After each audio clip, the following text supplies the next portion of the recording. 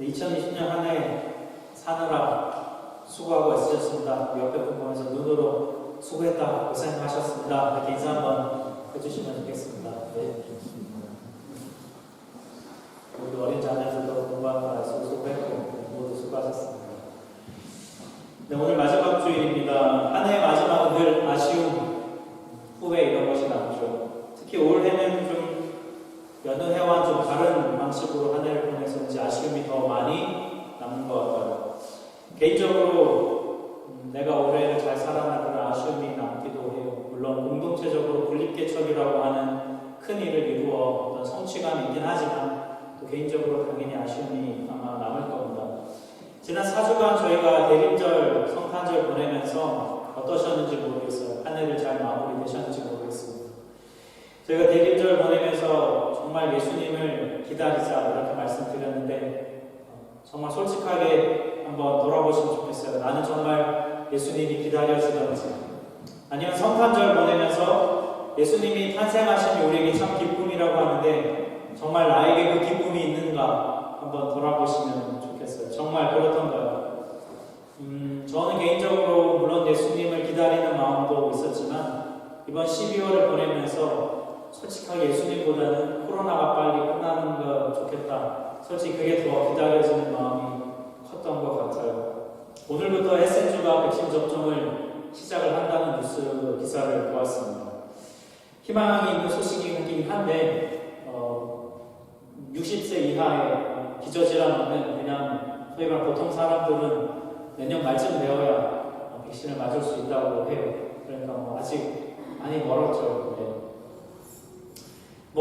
끝날 시점이 좀 이제 정해져서 그나마 좀 다행한 것 같긴 한데요. 하지만 이 성탄절 영상에서 보셨던 우리 청소년과들 보면 예수님께 받고 싶은 선물의 대부분이 코로나 끝나는 것이라는 걸 보면은 모두의 소원이 아닐까 싶은 생각이 듭니다. 예수님보다 코로나 끝나는 것을 더 기다리는 것, 여러분 이거 잘못된 걸까요? 여러분 어떻게 생각하시나요? 섣불리 그렇다고 말하기 좀 힘들 것 같아요. 예수님 다시 오심을 기다리는 게 물론 우리 신앙에 있어서 굉장히 중요한 이슈인 것은 맞습니다. 하지만 정직한 우리 마음 돌아보면 솔직히 코로나가 빨리 끝나는 거 더 기다려야죠. 왜 그럴까요? 우리 인간이 유한하기 때문입니다. 우리가 영원히 살 수 있다면 1, 2년 정도 우리가 봐줄 수 있지 않습니까? 근데 우리는 그렇지 않잖아요. 사는 날이 정해져 있잖아요. 우리에게 그래서 하루가 소중하고 일주일 한 달이 소중하고 1년이 소중한 것이 우리 인간의 삶이죠. 제한된 시간과 공간을 살아가기 때문에 언제 오실지 모르는 예수님보다는 지금 우리 눈앞에 놓여있는 이 현실이 빨리 그 문제가 해결되길 바라는 것이 우리의 마음이죠. 어쩌면 너무 당연한 이야기일 거고요. 그리고 오늘 성경에 쓰여진 베드로후서의 시대에도 사람들은 그런 마음을 가지고 있었어요. 베드로후서는 학자들마다 견해가 좀 나뉘지만 대략 쓰여진 시기가 AD 70년부터 약 100년 그 어간에 쓰여졌다고 이야기합니다. 성경의 저자가 베드로후서를 쓰게 된 핵심적인 이유가 뭐냐면 예수님이 다시 오신다 이거를 말하고 싶었기 때문입니다. 왜냐하면 당시 많은 그리스도인들이 예수님의 다시 오심을 계속해서 기다리고 있다가 많이 지쳐있는 상태였기 때문입니다. 더군다나 어떤 사람들은 예수님 다시 오시지 않아 라고 하는 그 거짓말에 빠져서 그리스도인답게 사는 삶을 포기해버린 사람들도 많이 있었어요. 그 내용이 오늘 본문 9절을 보면 나오는데요. 오늘 본문 9절을 보면 9절은 이렇게 말씀하고 있어요. 주의 약속은 어떤 이들이 더디다고 생각하는 것 같이 더딘 것이 아니라 그렇게 말씀합니다. 당시에 주의 약속이 더디게 이루어진다고 생각했던 사람들이 있었습니다. 여기서 나오는 주의 약속이라고 하는 것은 헬라어로 파루시아라고 하는 거예요. 바로 주님의 다시 오심, 즉 재림을 뜻해요. 초기 그리스도인들은 예수님이 금방 다시 오실 거라고 믿었던 것 같아요. 그래서 바울이 쓴 데살로니가서를 봐도 예수님 금방 다시 오시는데 뭐하러 일하나 그러면서 놀고 먹은 사람도 베드로후서 시대 사람들 역시 그렇게 생각하고 하루하루를 버티면서 살아갔던 사람들이 있었어요. 당시 로마 제국 지배하에 있었기 때문에 하층민들 혹은 노예들은 하루하루를 그 기대감으로 버티며 살아가고 있었습니다.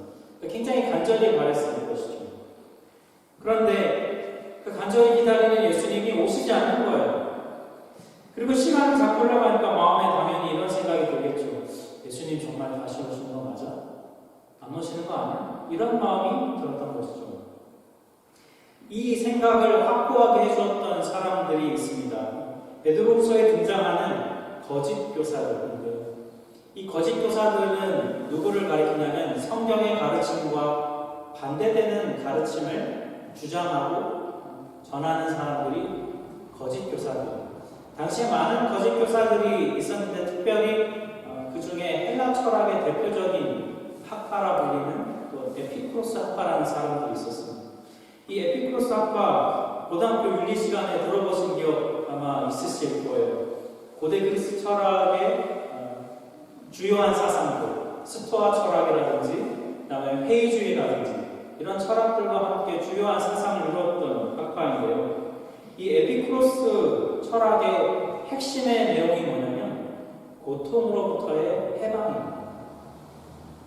인간을 괴롭히는 모든 정신적인 그리고 육체적인 고통으로부터 벗어나는 것이 그들의 목표의 철학함의 목적이었습니다. 그래서 어떤 상황이 되든지 간에 인간의 마음이 동요하지 않고 온전한 평안함을 유지하는 것이 중요하다고 보았고요. 그 상태에 도달해 있는 것, 그걸 가리켜 뭐라고 말했냐면 아타락시아라고 말했어요. 희미하게 들어보신 기억 나실 거예요, 아마. 근데 이 아타락시아에 도달하려면 인간이 두려워하는 두 가지를 극복해야 된다고 말했어요. 첫 번째는 죽음에 대한 두려움을 극복해야 되고, 두 번째는 신에 대한 두려움을 극복해야 된다고 말했어요. 신에 대한 두려움은 어떻게 극복할 수 있을까? 이 에피쿠로스 철학에서 이렇게 말하는 거예요. 너희가 신을 잘 알아야 되는데 신은 그 자체로서 완벽하고 온전한 존재다. 그 완벽하고 온전한 존재다 보니 신은 아쉬울 게 없다. 그 아쉬울 게 없으니 인간의 인생에 별로 인간사에 관심이 없다는 거예요. 굳이 피곤하게 인생사에 관여하지 않는다, 신은. 그러니까 신은 굳이 인간을 다시 심판하기 위해서 이 땅에 온 그런 존재가 아니다. 그러니까 그런 신을 굳이 두려워하지 않아도 된다라고 가르쳤어요. 또 죽음에 대해서는 뭐라고 가르쳤냐면 이 에피쿠로스 학파는 고대 철학인 데모크리토스라고 하는 철학자의 원자이론을 받아들였어요. 이 원자이론이라는 것은 어떤 것이냐면 쉽게 설명하면 이런 겁니다. 이 세상에 존재하는 모든 것이 다 원자로 되어 있다는 거예요. 그래서 원자가 뭉쳐있으면 어떤 모양이 되고 원자가 흩어지면 그것이 사라진다고 보았어요. 그것이 이 지구상에 이루어지는 모든 현상을 그것으로 설명을 했는데 인간도 이 원자로 되어 있다는 거예요. 그래서 인간이 태어나고 인간이 죽고 하는 것은 원자가 모였다가 다시 원자가 흩어지는 일이다 라고 보았던 거죠. 그러니까 죽으면 원자가 흩어지면 그냥 원래 상태로 돌아가는 것이니 굳이 죽음을 두려워할 필요가 없다는 거예요. 원래 상태로 돌아가는 거예요. 뭐 여기에서 우리가 잘 아는 그 유물론 이런 철학들이 많이 나왔는데요. 아무튼 이 내용을 바탕으로 보면 성경의 가르침과 부딪혀요. 에피쿠로스 철학은 성경은 뭐라고 가르칩니까? 예수님이 신이 이 땅에 오셔서 심판하시기 위해 재림한다고 하는데 에피쿠로스 철학은 그게 아니라고 얘기하는 거죠. 또 성경은 인간은 하나님의 형상대로 창조된 존재라고 얘기하는데 에피쿠로스 철학은 아니야, 인간은 그냥 원자가 뭉쳐있는 걸 뿐이야 라고 말하니까 성경의 가르침과 다른 가르침이 되는 거죠. 문제는 이들의 이 주장을 그리스도인들이 받아들이기 시작했다는 거예요. 왜 받아들였을까요? 예수님이 안 오십니다. 예수님이 기다리는데 오지 않으니 지치고 마음이 상한 것이죠. 그러다 보니 다른 철학에, 다른 사상에 마음을 열게 되는 거예요. 결국 기다리다가 지쳐서 믿음이 약해질 때, 바로 그때 당시 지식인들이 믿고 따랐던 철학이 그리스도인들의 마음에 들어옵니다. 오늘날도 그렇죠. 우리의 마음이, 우리의 믿음의 여정 속에 우리가 지치고 우리가 소망이 사라질 때, 그때 세상의 생각들이 우리 안에 들어오는 것과 똑같은 원리죠. 이런 생각이 그래서 든 거예요. 야, 선하게 살려고, 착하게 살려고, 선을 행하면서 살려고 애써봐야 아무 소용없다. 뭐 인간이 원자라는데 우리가 무슨 의미가 있냐. 인생사 다 부질없구나. 그냥 이렇게 살다가 죽는 거지 심판은 무슨 심판이냐. 이런 마음이 들기 시작한 거죠. 그런데 성경은 이런 인간의 인생에 대해 부질없다고 생각하는 마음에 대해서 뭐라고 말씀할까요? 오늘 본문 이 8절 말씀이죠. 우리가 읽은 8절 말씀은 사실 10편, 90편 4절 말씀을 인용하는 것으로 보여집니다. 거기 보면 이렇게 말씀해요. 주의 목전에는 천년이 지나갈 어제 같으며 밤의 한순간 같을 뿐이니. 오늘 8절과 굉장히 비슷한 의미로 쓰여져 있죠. 이 시편 90편에서 인용한 건데 시편 90편을 전체적으로 읽은 그 내용을 보시면 사람의 인생이 얼마나 부질없는가를 노래하고 있어요. 그 시편 90편의 또 다른 구절인 10절 말씀을 보면 이렇게 말씀하고 있습니다. 우리의 연수가 70이요 강건하면 80이라도 그 연수의 자랑은 수고와 슬픔뿐이요 신속히 가니 우리가 날아가나이다. 이렇게 말씀합니다. 여러분 이 말씀 들어보신 적 있으시죠? 네. 저는 이 말씀을 자주 어디서 듣냐면 우리 장로님이나 원사님들 칠순 강사회에 이 말씀 자주 듣습니다.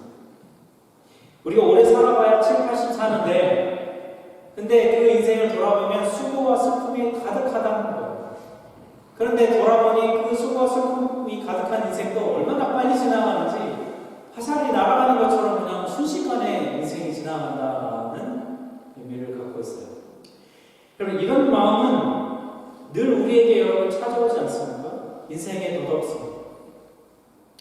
굳이 에피쿠로스 이런 어려운 철학의 학파의 이름을 들먹이지 않아도 이런 생각이 늘 우리의 머리와 마음에 들어요. 인생 뭐 있나? 그냥 사는 거지. 사람 사는 게 다 그렇지 뭐. 내가 아무리 노력한다고 해봐야 다 거기서 거긴데 왜 그렇게 애쓰고 수고하고 사냐. 그냥 적당히 살아. 그렇게 가는 거죠. 그런 마음, 이런 생각은 수시로 우리에게 찾아오죠. 근데 이런 생각들이요, 우리가 사는 인생을 이렇게 가만히 살펴보면 맞는 듯 싶은 생각이 들 때가 참 많습니다. 우리의 눈으로 보기에 또 우리가 피부로 느끼기에 정말 그런 것 같은 느낌을 받을 때가 많거든요.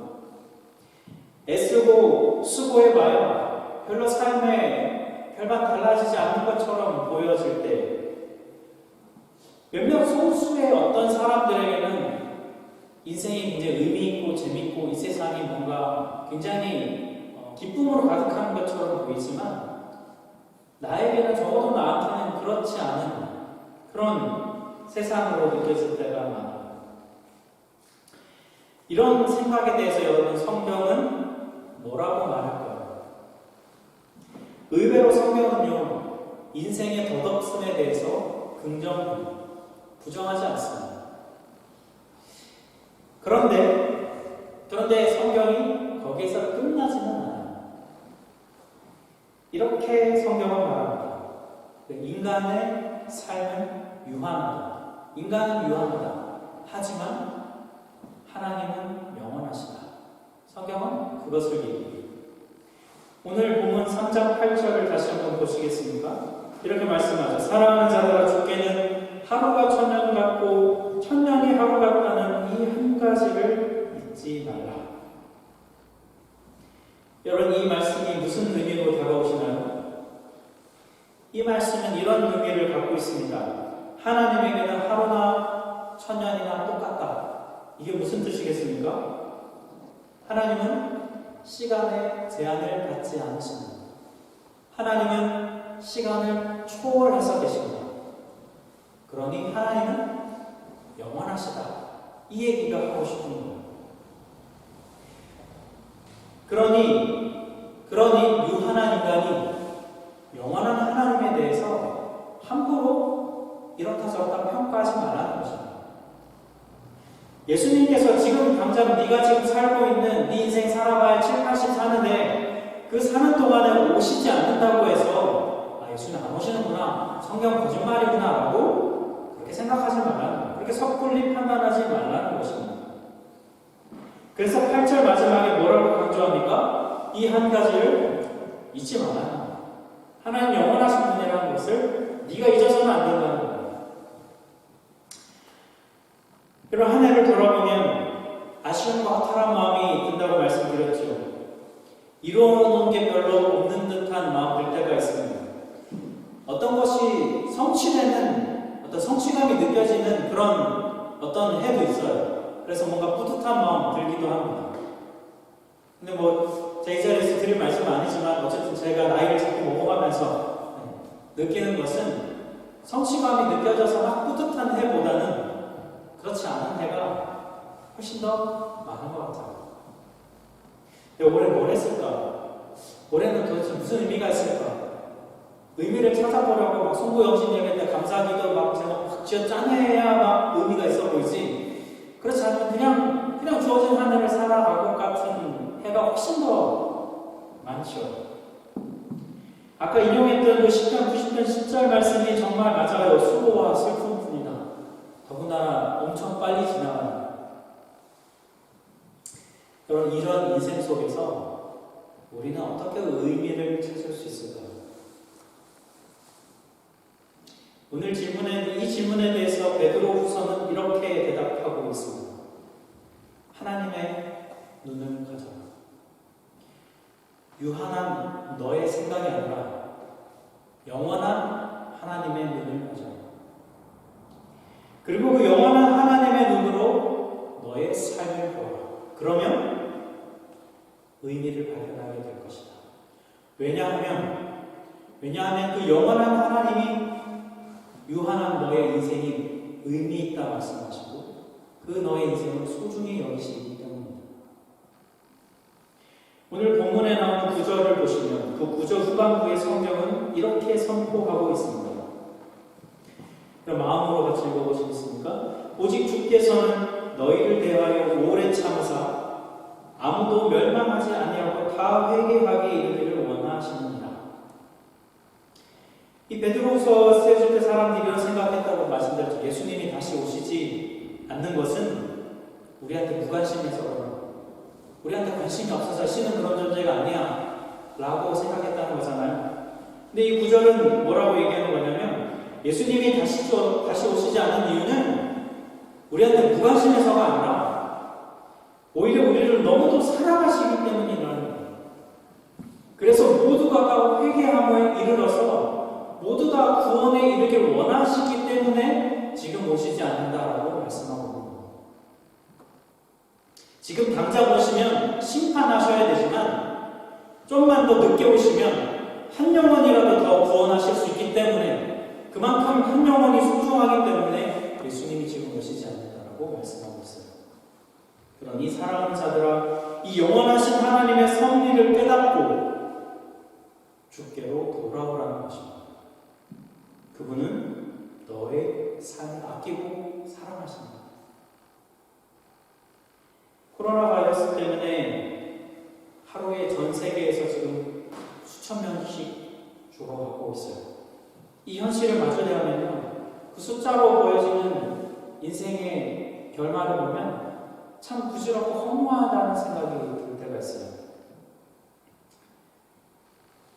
올해를 돌아보면서 정말 몇 년간 수고하고 애쓴 것이 올 한 해로 인해서 너무나 큰 타격을 입은 분들도 아마 있을 겁니다.